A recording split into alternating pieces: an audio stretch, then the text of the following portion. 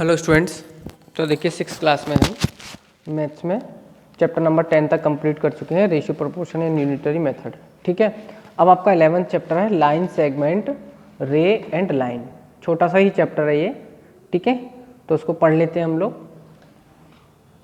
देखिए एक्चुअली ये आपके जो टर्म्स होते हैं पॉइंट, लाइन, प्लेन, ठीक है ना, इनको आप ज्योमेट्री टर्म्स बोलते हैं, ज्योमेट्रिकल टर्म्स। ठीक है, ये आपका यूज़ होता है, इनका ज्योमेट्री में ही यूज़ होता है। ठीक है, अच्छा, तो हम सबसे पहले बात करेंगे आपकी पॉइंट से।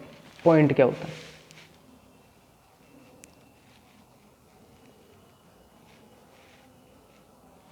ठीक है ना, देखिए पॉइंट की डेफिनेशन आपकी बुक में इस टाइप से लिखी है कि a point is a mark of position. ठीक है ना, a point has no length, breadth और थिकनेस। ठीक है ना, तो इस टाइप की होती है पॉइंट की डेफिनेशन। और आप अच्छी डेफिनेशन बोलना चाहते हो तो बोल सकते हो कि point is a circle which has zero radius. जिसकी रेडियस क्या है आपकी? ज़ीरो है, उसी को हम क्या बोलते हैं? ऐसे सर्कल को पॉइंट बोलते हैं, जो कि आप इस टाइप से डॉट से दिखाते हैं। ठीक है ना, कोई भी आपने ऐसे नाम दे दिया तो उसको आप ए नाम दे दिया तो क्या हो गया? Point A. ठीक है ना, तो यहाँ लिख लेते हैं हम a point is a mark of position. ठीक है ना, a point has no length, breadth and thickness. ठीक है, ये तो हो गई बात पॉइंट की। अब नंबर आता है आपका लाइन का। ठीक है, तो देखिए लाइन क्या होती है? लाइन होती है एक्चुअली आपकी इंटरकनेक्शन ऑफ पॉइंट्स। ठीक है ना, और लाइन को हम लाइन सेगमेंट की डेफिनेशन में भी बोल देते हैं कि line segment extended endlessly on both side is called a line. तो सिंपल भाषा में समझते हैं, एक्चुअली ऐसी लाइन क्या होती है? ऐसे कि मैंने एक लाइन बना दी, यानी कि ये लाइन है, ना तो इसका हमको एंड पता है ना ही इसका ओरिजिन पता है। ठीक है ना, तो लाइन के पास ना तो एंड पॉइंट होते हैं ना ही स्टार्टिंग पॉइंट होते हैं। ठीक है ना, तो आप क्या बोल सकते हैं कि लेंथ जो होती है वो उसकी जो लेंथ होती है वो डेफिनेट नहीं होती। ठीक है, इनडेफिनेट लेंथ होती है जिसको कि आप मेजर नहीं कर सकते। ठीक है ना, तो दो तीन लाइन है, लाइन में ए लाइन हैज़, मैं बोल दे रहा हूँ, a line has no end points. ठीक है ना, a line does not have a definite length, we can not draw a line on a paper, we can simply represent it by a diagram. तो देखिए जैसे कि diagram में इस type से रिप्रेजेंट कर सकते हैं कि ये एक लाइन है, दैट मीन्स ये एरो का मीनिंग क्या है कि ये साइड भी जा रही है, साइड भी जा रही है, लेकिन कितनी डिस्टेंस तक ये कवर कर रही है ये आपको नहीं पता। ठीक है ना, तो इसको हम सिर्फ रिप्रेजेंट कर सकते हैं, ये रिप्रेजेंटेशन है लाइन का। वैसे आप लाइन को पेपर पर ड्रॉ नहीं कर सकते क्योंकि उसकी लेंथ ही आपकी इनडेफिनेट होती है, तो आप कैसे ड्रॉ करेंगे? पेपर तो आपका डेफिनेट लेंथ का होता है। ठीक है, तो ये बात होती है लाइन की। लेकिन सिंपली भाषा में हम बुक लैंग्वेज में अगर बुक में देखेंगे तो लाइन लिखा रहता है और लिखा रहता है कि line A B equal to 10 centimetre. तो एक्चुअली वो लाइन नहीं होती, उसके लिए जो बेटर टर्म है वो होता है लाइन सेगमेंट। क्या होता है? Line segment. It is a part of A line, यानी कोई भी आपकी इंडेफिनेट लाइन है उसमें से आपने कुछ पार्ट कट कर लिया तो उसको तो आप मेजर कर सकते हैं। ठीक है ना, तो लाइन ये होती है आपकी। ठीक है ना, इस टाइप से, तो इसी को आप क्या बोलते हैं? लाइन सेगमेंट, और इसी को बुक में हम लाइन सिंपली बोल देते हैं। तो लाइन सेगमेंट और लाइन सिंपली अलग चीज है। लाइन सेगमेंट एक लाइन का पार्ट होता है। ठीक है ना, क्या होता है? लाइन का पार्ट होता है। ठीक है, जिसको आप लाइन सेगमेंट बोलते हैं। तो आपको पता है, और दूसरी बात आती है आपकी, एक होती है रे। ठीक है ना, तो लाइन के बारे में अगर बात करी जाए तो लाइन के हमको एंड पॉइंट्स पता होते हैं कि 2 एंड पॉइंट्स होते हैं। A line segment has a definite length, इसकी लेंथ भी हम मेजर कर सकते हैं, और लाइन सेगमेंट को आप पेपर पे भी ड्रॉ कर सकते हैं, ठीक है ना। और लाइन सेगमेंट का लिखने का तरीका ये होता है कि ए बी इक्वल टू इस टाइप से ऊपर बार लगा देते हैं, ठीक है। ये हो गया ए बी लाइन है, ठीक है। अच्छा रे की बात करें तो रे जो होती है आपकी वो एक्चुअली इस टाइप से होती है कि एक पॉइंट तो आपको पता है इसका स्टार्टिंग पॉइंट, लेकिन एंड पॉइंट नहीं पता, ठीक है ना। तो ये मान लीजिए ए पॉइंट है, ये बी पॉइंट है, तो इसको हम इस टाइप से दिखाते हैं ए एरो बी, ठीक है ना। तो line segment extended endlessly in one direction is called a रे, यानी एक डायरेक्शन में आपको उसकी डिस्टेंस नहीं पता कि वो कितनी लंबी हो सकती है, ठीक है ना। तो रे के लिए हम बोल सकते हैं अ रे has only one and point, एक एंड पॉइंट हमको पता होता है उसका। It does not have a definite length, तो इसकी भी आपको डेफिनेट लेंथ नहीं पता हो सकती क्योंकि इस डायरेक्शन में ये कितनी दूर जाएगी हमें पता नहीं है, ठीक है। और इसको भी हम पेपर पर ड्रॉ नहीं कर सकते, ठीक है ना, सिर्फ रिप्रेजेंट कर सकते हैं इस तरीके से जैसे कि मैंने यहाँ पे ये लिखा है, ठीक है। चलिए नेक्स्ट बात करते हैं। देखिए नेक्स्ट है आपका इंटरसेक्टिंग लाइन। तो इंटरसेक्ट मतलब होता है काटना, ठीक है ना। जैसे कि मान लीजिए एक लाइन आपकी ये है और एक लाइन आपकी ये है, तो एक दूसरे को ये इस वाले पॉइंट पर क्या कर रही है, इंटरसेक्ट कर रही है। ये मान लीजिए आपने P मान लिया, ये आपकी L लाइन है, ये कोई N लाइन है, तो ये आपस में कैसी होंगी, इंटरसेक्टिंग लाइन, जो कि आप P पर कट कर रही है एक दूसरे को, ठीक है।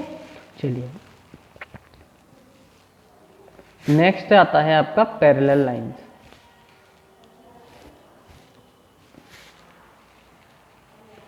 तो पैरेलल लाइंस कैसी होती हैं, दो लाइंस आपकी जो कभी भी एक दूसरे को इंटरसेक्ट नहीं कर सकती और हर पॉइंट पर इनके बीच की डिस्टेंस जो होती है वो इक्वल होती है। यानी ये डिस्टेंस अगर 5 सेंटीमीटर है तो ये भी 5 होगी, ये भी 5 होगी, ये भी 5 होगी, और ये आगे आप पीछे बढ़ाने पर कभी भी एक दूसरे को इंटरसेक्ट नहीं करेंगी। तो if no point is common to two given lines it would means that lines do not intersect, such lines are called the parallel lines। यही मैंने आपको बताया, ठीक है ना। चलिए अच्छा थर्ड आता है आपका कॉनकरेंट लाइंस। कैसी होती हैं कॉनकरेंट लाइंस, इनके बारे में समझ लेते हैं। 3 or more lines in a plane are said to be concurrent if all of them passes through the same point and this point is called the point of concurrence of the given lines। क्या मतलब हुआ कि अगर आपकी देखिए दो लाइनें तो आप इनको इंटरसेक्टिंग लाइन बोलेंगे, लेकिन मान लीजिए कि आपके पास बहुत सारी लाइन है इस टाइप से कि ये है, ये है, ठीक है, एक मान लीजिए, ये मान लीजिए, और ये एक ही पॉइंट पर इंटरसेक्ट कर रही हैं, तो ये कैसी होंगी, कॉनकरेंट लाइन बोलेंगे इनको, ठीक है ना। क्या बोलेंगे, कॉनकरेंट लाइन। और जिस पॉइंट पर ये इंटरसेक्ट कर रही हैं तो उसको क्या बोलते हैं, concurrent point, concurrence point of point, ठीक है ना, या कॉनकरेंस पॉइंट बोल सकते हैं आप, ठीक है।